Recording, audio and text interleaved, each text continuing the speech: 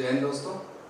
आज ज्योग्राफी के एक और चैप्टर के साथ मैं विकेश वाणकर आप लोगों का बहुत स्वागत करता हूं। आज का जो टॉपिक है आप लोग देख सकते हैं, मैरीन बायोलॉजिकल एनवायरनमेंट के बारे में आज हम लोग जानने की कोशिश करेंगे कि महासागरों का जो बायोलॉजिकल एनवायरनमेंट होता है वो किस प्रकार का होता है, क्यों हम लोगों को जानना जरूरी है इस चीज़ को, ये भी आप लोग थोड़ा सा समझेंगे। 71% जो एरिया है हमारे अर्थ का वो पानी से ही घिरा हुआ है, जैसा कि आप सब कोई जानते हैं।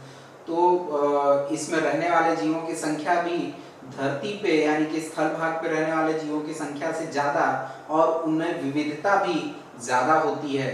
यही कारण है कि जो हमारा जो मरीन का यानी कि महासागरीय जलवायु और उसके बारे में, उसके पर्यावरण के बारे में जानने का जो चैप्टर है वो भी एक विशेष महत्व रखता है। तो इसी के साथ हम लोग इस चैप्टर को शुरू करते हैं। तो मरीन बायोलॉजिकल एनवायरनमेंट क्या है, किस चीज़ के बारे में हम लोग जानते हैं या जानने की कोशिश करेंगे। तो बायोलॉजिकल एनवायरनमेंट यानी कि पर्यावरण के बारे में जब हम लोग जानते हैं तो सीधी सीधी बात होती है इसमें कि दो प्रकार के तत्व हो जाते हैं। इसमें एक जैविक और दूसरा अजैविक तत्वों के बारे में हम लोग जानते हैं। तो जैविक और अजैविक तत्वों को ही जानने के लिए हम लोग इसको दो पार्ट में डिवाइड कर देते हैं। सबसे पहले इसमें आ जाता है बायोजोन्स और सेकंड नंबर पे इसमें आता है इसके ऑर्गेनिज्म जो आ जाते हैं जो कि यहाँ पे निवास करते हैं। बायोजोन से मतलब है, जोन का मतलब है कि एक ऐसा पर्टिकुलर एरिया जहाँ पे जो भी परिस्थितियां हैं, जलवायु परिस्थिति हो चाहे पर्यावरणीय परिस्थितियां हो, स्थल जल और ऑक्सीजन और बाकी जो तत्व हैं उनका जो मिश्रण है वो लगभग एक प्रकार का हो और वहाँ पे रहने वाले जीवों की संख्या में विविधता भी हो।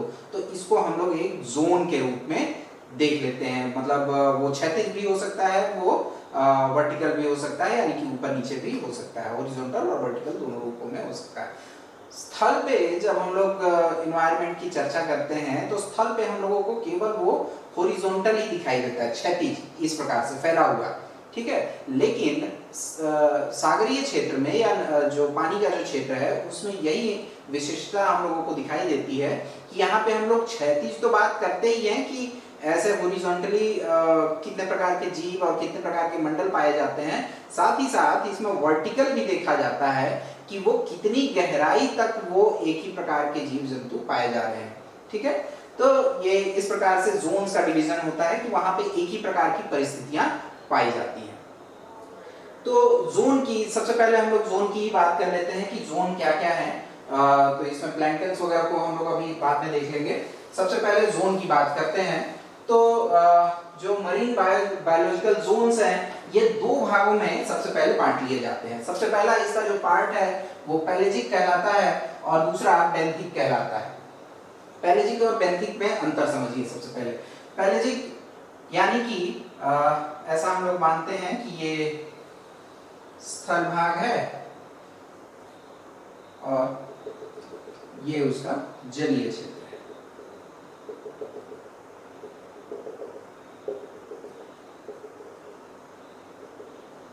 ठीक है। पेलेजिक का मतलब ये पूरा एरिया, ठीक है, ये पूरा एरिया पानी वाले एरिया से मतलब कि जो भी इसमें रहने वाले जीव हैं वो इस पेलेजिक यानी कि इस पेलेजिक जोन के अंतर्गत आ जाएंगे, ठीक है। दूसरा है बेंथिक। बेंथिक का मतलब होता है तलीय या तल में रहने वाले, ठीक है। तल यानी कि ऐसा नहीं, तल से कभी कभी ऐसा कंफ्यूजन हो जाता है कि जब हम लोग तल की बात करते हैं तो सीधे हम लोग गहराई में पहुंच जाते हैं, ठीक है, ये एरिया, ठीक है। ऐसा नहीं है। तल का मतलब वो सागर का समुद्र तटीय क्षेत्र भी हो सकता है, जो हो सकता है कुछ मीटर ही गहरा हो, ठीक है, और वहां से लेके डीप सी तक यानी कि जो ट्रेंचेस हैं, जो गर्त है, वो गर्त तक का भाग ये पूरा का पूरा बेंथिक कहलाता है, ठीक है, तलीय क्षेत्र। अब तलीय क्षेत्र में इसमें भी डिवीजन हो सकता है। कैसे कैसे डिवीजन हो सकता है? यहाँ पे जो जीव रह सकते हैं यानी कि जो ऊपरी क्षेत्र में जीव रह सकते हैं वो यहाँ पे यानी कि ट्रेंचेज में यानी गर्त में रहने वाले जीवों से या इस गहरे महासागर में रहने वाले जीवों से उनकी जो प्रकृति होगी, उनका जो आकार प्रकार होगा वो भी अलग प्रकार का होगा। ठीक है, तो ये इसमें डिवीजन हो जाता है। तो ठीक है, समझ गए आप लोग सबसे पहले कि पेलेजिक क्या है। पेलेजिक यानी कि पानी में रहने वाले जो तैरने वाले जीव हैं वो, और बेंथिक यानी कि जो तल पे यानी कि जो जमीन पे फ्लोर पे रहते हैं उन जीवों को क्या कहा जाता है, बेंथिक।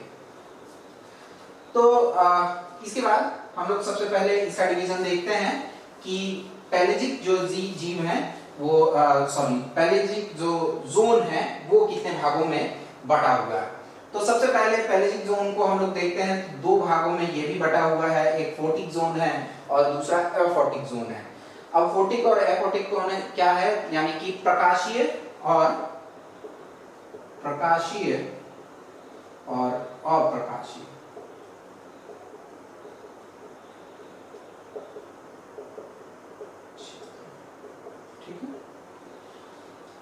सागर का जो प्रकाशीय क्षेत्र होता है वो उसके ऊपरी सतह से 200 मीटर की गहराई तक, ठीक है, ये 200 मीटर की गहराई तक सागर का प्रकाशीय क्षेत्र यानी कि फोटिक जोन कहलाता है। ये फोटिक जोन सागर का अगर बोला जाए तो चारागाह, ग्रीन चारागाह, इसको ग्रीन पैस्चर भी कहा जाता है सागरीय फोटिक जोन को, क्योंकि जितनी भी सागर का उत्पादन है, दो भागों में हम लोग देख लेते हैं इसको। एक उत्पादक होते हैं, एक उपभोक्ता होते हैं। तो उत्पादक जो हैं, सागरीय उत्पादक, वो किसी भी सागरीय क्षेत्र के 200 मीटर की गहराई तक ही पाए जाते हैं।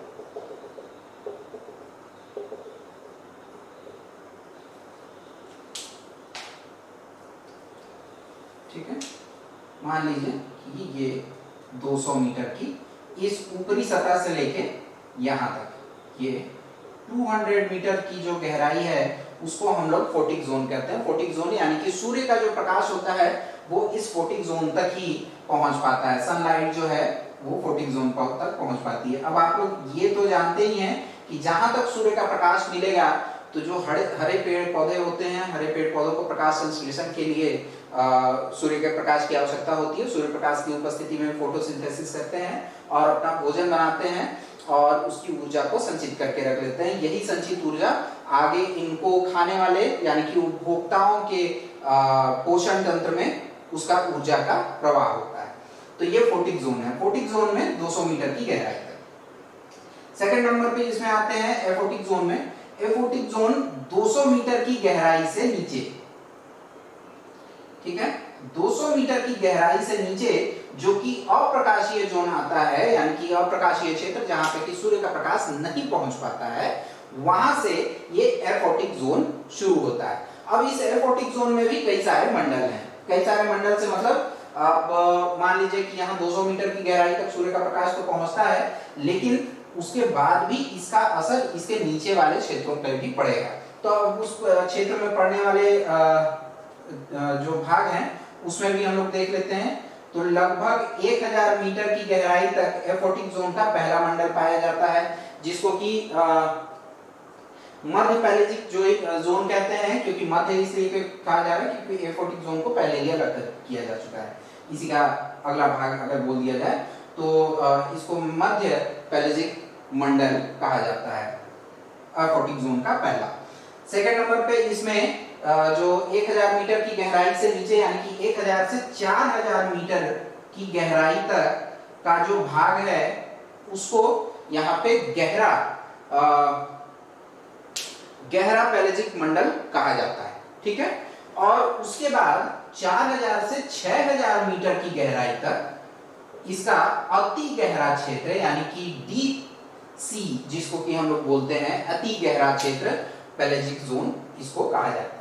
ठीक है, तो ये इसका पेलेजिक जोन का ये डिवीजन है कि किस प्रकार से सूर्य के प्रकाश की मात्रा के आधार पर जहां जहां पे सूर्य का प्रकाश मिलता है, किस प्रकार से मिलता है, कितना मिलता है। अब यहाँ पे अंतर देखने के लिए आप लोगों को क्या मिल सकता है कि ये वाला जो जोन है यानी कि पहला फोटिक जोन जो है, वहां पे सूर्य प्रकाश की उपस्थिति में उत्पादकों की संख्या सर्वाधिक होती है। ठीक है, यहाँ पे सिर्फ और सिर्फ उत्पादक मिलेंगे।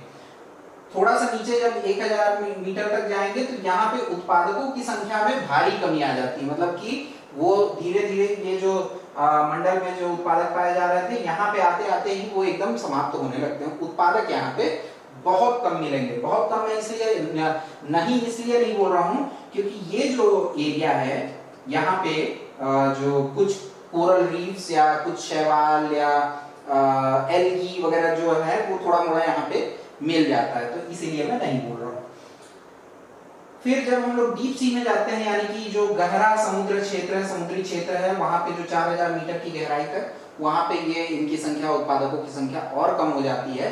और यहाँ पे सिर्फ कौन से जीव, किस प्रकार के जीव पाए जाएंगे जिनका साइज बहुत बड़ा बड़ा होता है, यानी कि बड़ी मछलियां जो होती हैं उस प्रकार के जीव यहाँ पे पाए जाते, जो खुले सागरों में रहती हैं। ठीक है, नेक्स्ट जो आते हैं जिसको कि डीप सी हम लोग बोलते हैं, यानी कि अति गहरा क्षेत्र। तो अति गहरा क्षेत्र ये 6000 मीटर की गहराई तक हम लोगों का जाता है, और वहां पे केवल तलीय जीव हम लोगों को देखने के लिए मिलते हैं। इसके अलावा बड़ी मछलियां जैसे कि शार्क्स वगैरह, ये सारी मछलियां देखने के लिए इस क्षेत्र में मिलती हैं। तो ये हो गया हम लोगों का पैलेजिक जोन। अब दूसरा आता है बेंथिक। बेंथिक जोन क्या है? बेंथिक जोन जैसा कि मैंने पहले बताया कि जो सागर का तटीय क्षेत्र है, यानी कि तटीय नहीं, तलीय क्षेत्र है, उसको हम लोग बेंथिक जोन कहते हैं। अब ये बेंथिक जोन शुरू हो जाता है यहीं से, ये जो मैं ब्लू कलर में आप लोगों को यहाँ पे दिखाने का प्रयास कर रहा हूँ, यहाँ से ये शुरू हो जाता है।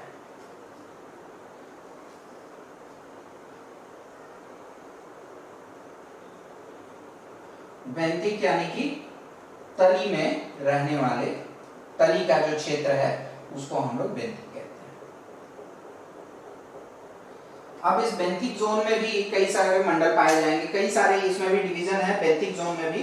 तो ये हम लोग देखते हैं कि किस प्रकार से है। सबसे पहला लिटरल जोन होता है, यानी कि वो वाला क्षेत्र जो कि एकदम बहुत कम गहरा होता है, जो कि ज्वार भाटा आते हैं समुद्रों में, तो हाई टाइड और लो टाइड के टाइम पे वो जो होता है वो पानी से ढका होता है, यानी कि थोड़ा सा जो एरिया है इसको भी हम लोग 200 मीटर तक का अगर जो समुद्री ढाल का अगर हम लोग भाग देखते हैं, समुद्री भाग, समुद्री ढाल, तो ये जो महाद्वीपीय मग्न तट का जो भाग होता है, तो ये मग्न तट के भाग को हम लोग बोलते हैं लिटरल जोन, यानी कि वेनांचली मंडल इसको हिंदी में कहा जाता है। इंग्लिश में ही देखिए क्योंकि हिंदी ज्यादा कठिन है इसकी।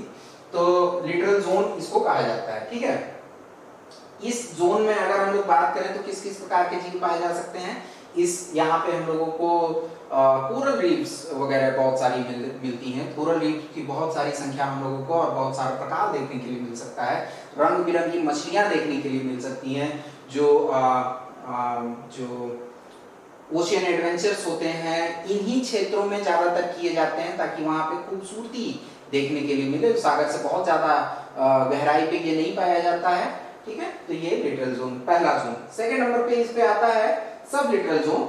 सब लिटरल जोन को ये तटीय भाग ये भी है, लेकिन थोड़ा सा आगे जब हम लोग जाते हैं इस क्षेत्र में, यहां से लेके तो इस क्षेत्र को सब लिटरल, यानी कि उसके आगे जो महासागरीय ढाल का जो क्षेत्र होता है उसको हम लोग सब लिटरल जोन कह सकते हैं, स्थलीय भाग का, जो कि सागर के अंतर्गत आता है। उसके बाद जब हम लोग देखते हैं तो थर्ड जो क्षेत्र आता है वो गहरा तलीय क्षेत्र, यानी कि ये वाला भाग पूरा। ठीक है, गहरा तली वाला क्षेत्र। अब इस क्षेत्र में यहां से हम लोग अगर देखें लिटरल सब लिटरल जोन से और डीप सी बेंथिक जोन को हम लोग अगर देखें तो यहाँ पे हम लोगों को अंतर दिखाई देंगे। इस क्षेत्र पे हम लोगों को कोरल रीफ्स और छोटी छोटी मछलियां और कई सारे शैवाल, एल्गी और अलग अलग प्रकार की रंग बिरंगी मछलियां दिखाई देंगी। यहाँ पे हम लोगों को कुछ बड़ी मछलियां दिखाई देंगी। इसके अलावा उन मछलियों को खाने वाले जीव भी दिखाई देंगे। यहाँ पे हम लोगों को बहुत कम शैवाल और एल्गी दिखाई देगी और प्लैंक्टन्स बहुत कम दिखाई देंगे। प्लैंक्टन्स वगैरह के बारे में अभी आगे हम लोग देखेंगे। तो इस प्रकार से ये बेंथिक एरिया हम लोगों का कहलाता है। इसमें भी हम लोग डिवीजन देख सकते हैं, जैसे कि हम लोग अभी एफोटिक जोन में देखे थे कि 200 मीटर ये वाला एरिया, फिर 1000 मीटर, फिर 4000 मीटर, उसके बाद 6000 मीटर ये गहराई के साथ साथ इसमें यहाँ पे रहने वाले, तली पे रहने वाले जीवों की आकृति और उनके प्रकार में भी अंतर आने लगता है। ठीक है, तो ये बायोजोन्स हो गए, जो कि सागरीय जो क्षेत्र है उसका हम लोग देख रहे थे कि सागर में किस प्रकार के बायोजोन्स पाए जाते हैं। नेक्स्ट हम लोग देखते हैं कि सागर में जीव किस प्रकार के पाए जाते हैं।